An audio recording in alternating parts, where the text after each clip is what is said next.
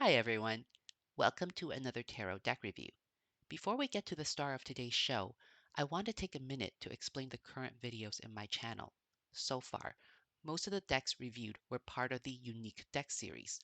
These are all decks that are unique due to their physical composition, and so, to better reflect that, this playlist has been renamed as the Unique Design Deck series.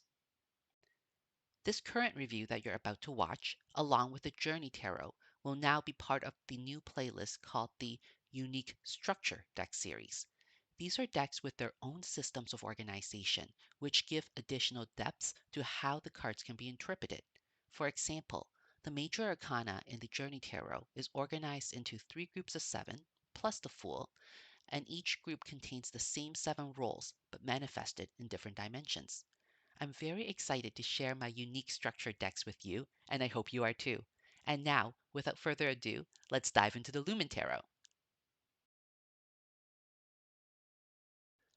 The Lumen Tarot was funded via a 2023 Kickstarter campaign. At that time, there were two versions available, a standard 78 card deck and an expanded version with 164 cards. This expanded version includes 60 additional Major Arcana cards called the Lost Arcana. These cards pick up right where the traditional Major Arcana ends, starting with card 22 and ending with card 81.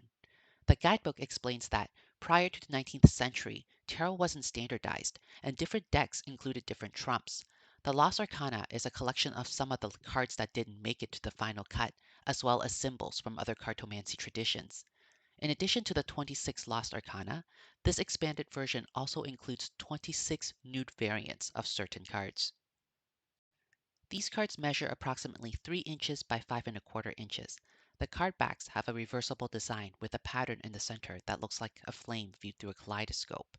As you can see, the remainder of the card is black and gold, and the deck itself is also edged in black. Along with the cards, this deck also comes with a hardcover, fully colored guidebook. There are 2 pages dedicated to each major arcana and the lost arcana. What I like about this guidebook is that, in addition to the card meanings, there is a section dedicated to the symbolisms used in this deck. The Lumen Tarot also comes with a 12-sided dice that represents the Philosopher's Stone.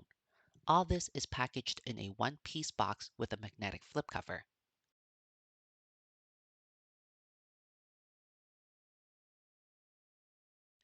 The Lumen Tarot depicts our souls as flames. Figures are illustrated with flames on their heads, while their bodies are the candles that produce those flames. The fact that they are melting demonstrates that our bodies are material and subject to decline. Just as the wax melts, our bodies will age. But this should not be viewed as negative or frightening. Instead, we should view our bodies as the tools that allow our souls to shine.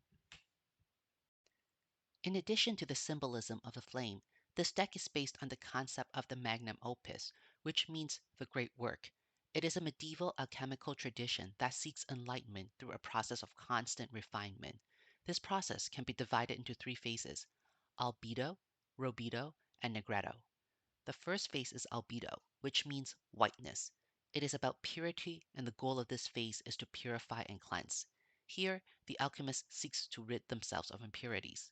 Following this phase is negretto, which means darkness. This stage is about death, decomposition, and decay. Here, the alchemist aims to travel inwards and confront their own shadows.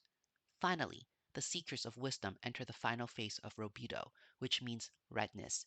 In this phase, the worthy alchemist reaches enlightenment through a union of opposition and integrates their purities with their darkness in order to transmute. The expanded Lumen Tarot can be organized in 2 ways. The first is via their numerical order. From this perspective, the Major Arcana and the Lost Arcana are combined to create a more comprehensive version of the Fool's Journey. With 60 additional cards, the traditional Major Arcana is now only the first part of the Fool's Journey, symbolizing his childhood. We begin with card 0, which is now the Philosopher's Stone instead of the Fool. This is the light of inspiration and represents the soul of man, innately pure and brilliant. All life and consciousness stems from this light source. The first stage of the Fool's journey is childhood, and this is comprised of cards 1 through 7. These cards describe the sources of his earliest knowledge. It ends with Chariot, the willpower and control required to transition into the next phase. The next stage is called the First Ascension, and it's made up of cards 8 through 14. The journey through this stage is the Fool's first rite of passage, encompassing his first difficulties. It begins with the development of strength, which is required as he goes through the lessons offered by the Hermit, Wheel of Fortune, and Death. This stage concludes with the healing offered by Temperance. After experiencing his first ascent, the Fool is now ready for the next stage, which is the First Ascension. Cards 15 through 21 is where, with the benevolence of the stars, the Fool prepares to leave his childhood behind. This marks the end of the traditional major arcana. The Fool, which once occupied the number 0, is now card 22. Being a part of the traditional major arcana, but placed as the leader of the new arcana, this card marks the transition into the lost arcana. The Fool's first stage of adulthood is the influences of the soul. Cards 23 through 32 are the 7 deadly sins and 3 virtues. These influences will affect all his thoughts, emotions, decisions, and actions. The next stage is the passing of time. In the Fool's first journey across the traditional major arcana, he learned through experience. On his second adventure, he gains another experience, the experience of cycles. Through this, he learns the lessons that only time can teach. Cards 33 through 40 represent the mysteries that can only be understood through time. It also shows the cyclical nature of time with the 4 seasons cards. Occurring simultaneously with the passing of time is the stage of roles and meetings. In this stage, represented by cards 41 through 50, life arranges a series of encounters for the Fool. It begins with the comet, which is the Fool's encounter with the divine, resulting in hope and direction. The remaining cards in this stage are the earthly roles we play. Once the Fool understands the lesson of time, he enters the next stage, the second ascension. Here, the wise Fool gets a glimpse of heaven. Cards 51 through 58 begins with Dream, through which we gain access to the heavens. The remaining cards represents aspects of the divine, qualities that we aspire towards. This set ends with Curiosity. While noble in spirit, curiosity is volatile and dangerous if left unchecked. Although he knows it will be dangerous, the Fool allows himself to be led by his curiosity. This leads him to the next stage of the journey, which is the second ascension. Cards 59 through 69 is the Fool's journey into the realms of Hades. The Fool chooses to explore the darkness because he believes that the key to life's greatest mysteries are hidden underneath the deepest and darkest parts of our souls. Getting very close to the end, the second last stage of the journey is maturity. Cards 70 through 74 is a stage of reflection and where we pay homage to pain. It begins with the rose, a flower with beautiful and delicate petals, and has learned to protect itself with sharp spikes. This flower of pain and passion is followed by the various ways in which we can be consumed by pain. It ends with silence, which is hopefully an augury to peace. By following the path of silence, the Fool enters the final stage, the stage of enlightenment. Cards 75 through 81 begins with the find and the message, marking our initiation into the great mysteries, the end goal of the great work. And through resilience, sacrifice, happiness, and wisdom, the Fool is transmuted into the enlightened one. The second way to organize the cards is via the scheme of the Magnum Opus. This structure makes use of all the occult symbolisms embedded in the cards. In addition to a name and number, each card also includes a planet as well as an esoteric symbol. In this schema, the cards are divided into 3 alchemical phases and 9 tiers. Each tier is associated with a planet and an esoteric symbol motif. The first tier is the tier of the fundamental essence. It contains a single card, the Philosopher's Stone. Its associated planet is the Sun, and its symbol is the triquetra knot. Albedo, the first phase of the alchemical process, encompasses the next 3 tiers. Tier 2, ruled by Mercury, is the Empyrean. These 12 cards represent the celestial forces that descended directly from the uncorrupted fundamental essence. As such, the symbols for this tier are the signs of the zodiac. Governed by Jupiter, Tier 3 is the virtues. These cards are the qualities that everyone should strive for. The symbols that represent this tier are various animal guides.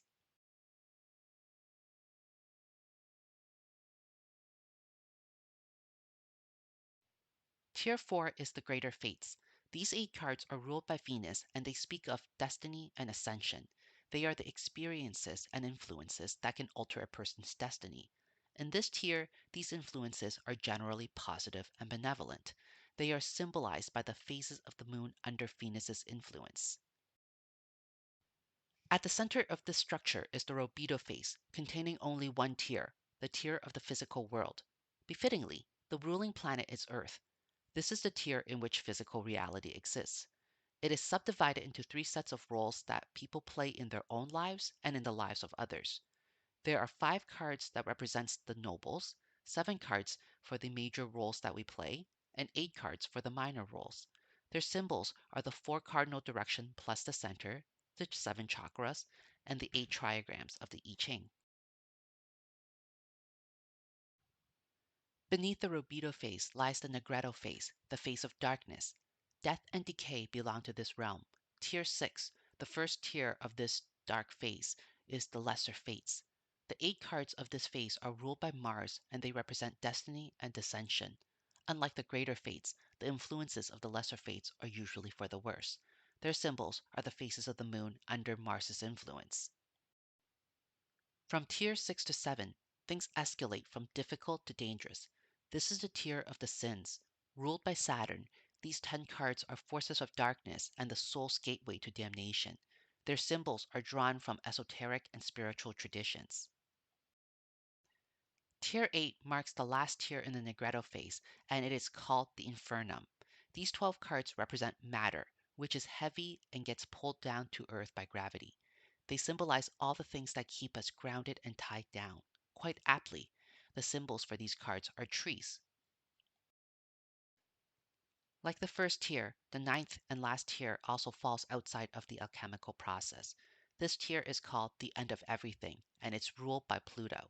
It contains only one single card, death.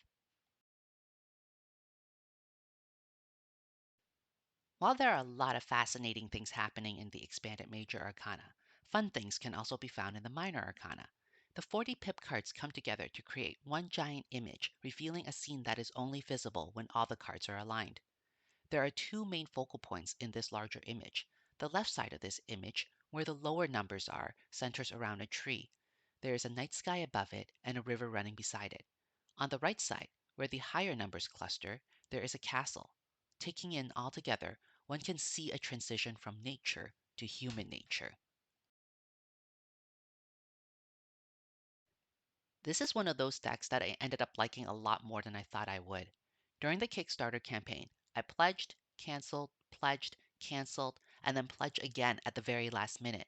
Then, as soon as the campaign was over, I began to regret my decision. For starters, I wasn't certain how I felt about the artwork. While many of the cards are very captivating, there appears to be more than one art style, which is something that really bothers me. Thankfully, after a few readings with it, that feeling of disconnect disappeared. Even if they were created by several different artists, I can now see a sense of cohesion amongst the cards. In addition to liking the artwork more than I thought, I also liked all the extra cards more than expected. At first, I wasn't sure if the Lost Arcana was going to be useful or gimmicky. I'm very happy to say that I think it blends in very well with the traditional major arcana, and it feels very natural reading with them. I have used it together with the traditional 78 cards and also as a standalone oracle deck. Both styles give incredibly insightful readings, which surprised me because I don't usually have much luck with oracle cards. Aside from the Lost Arcana, I also like the nude variants much more than I thought I would. I'm one of those people who almost never sees the value of nude images. I tend to find them indulgent and sometimes downright vulgar. In this deck, however, it feels right. Although these figures are very similar to all those nude images I find distasteful because of how overly sexualized they are, it feels like they belong in the Lumen Tarot. When I read with these cards, I feel like their nudity is part of the theme and message of this deck. Their bodies are melting candles that they are proudly displaying. On the one hand, this shows the temporal nature of the physical world. On the other hand, it speaks of the preciousness that exists because of its ephemeral nature. Aside from the cards themselves, I also really like the guidebook. The system of organization is carefully crafted.